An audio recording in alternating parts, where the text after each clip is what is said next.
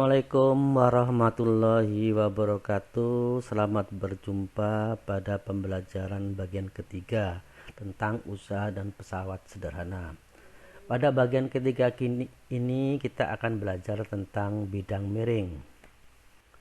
Dalam kehidupan sehari-hari banyak kantor-kantor atau gedung-gedung yang bertingkat yang memanfaatkan bidang miring yang kita kenal dengan tangga itu atau lift itu untuk menghubungkan antara satu gedung tingkat satu dengan tingkat yang lainnya.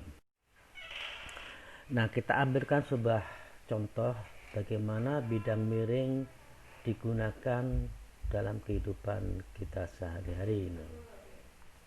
Misalnya ada sebuah kotak yang beratnya W, ini ada sebuah kotak yang beratnya W akan dipindahkan ke sebuah rak di sini ya, yang tinggi raknya ini sebesar H meter. Sedangkan bidang miring yang digunakan ini katakanlah panjangnya L dan gaya yang digunakan untuk memindahkan kotak ini kita sebut dengan F. Nah, apabila kita mendorong kotak ini dengan gaya sebesar F ke titik B ini, maka besarnya usaha yang kita lakukan adalah F kali L. F itu gaya kuasa yang diberikan oleh kita, sedangkan L-nya ini adalah panjang bidang miringnya. Sedangkan apabila kotak ini yang seberat W ini mau kita angkat secara langsung, nah, katakanlah taruh di sini, akan kita angkat secara langsung ke sini tanpa bantuan bidang miring, maka kerja atau usaha yang kita lakukan adalah W, yaitu berat benda ini, kalikan H ini, kalikan ketinggian.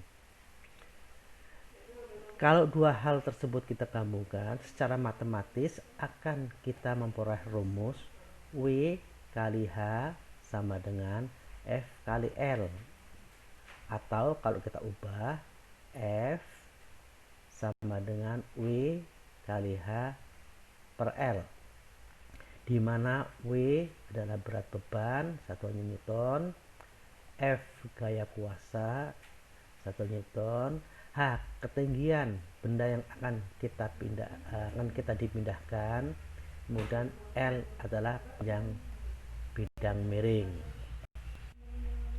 Nah, dalam kehidupan sehari-hari banyak alat-alat yang bekerja berdasarkan bidang miring. Contohnya nih, ya. Kemudian gergaji nih, skrup, kampak, permainan ini, kemudian jalan yang ada di depan. Nah, nih ada juga bidang miring nih, paku, tangga, skrup, nih, pahat, kampak, pisau, dan martabor.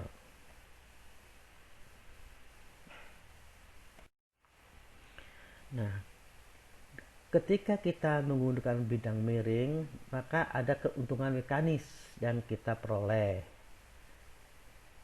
yaitu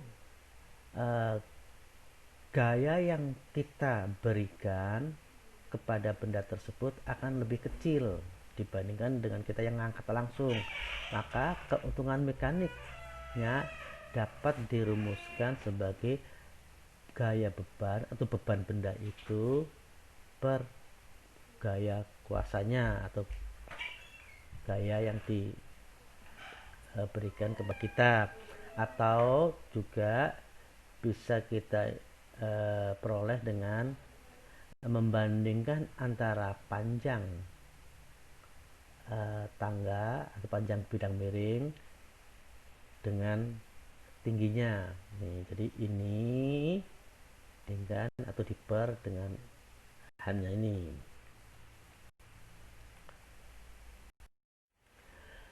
Nah, sehingga untuk keuntungan mekaniknya bisa kita peroleh rumus adalah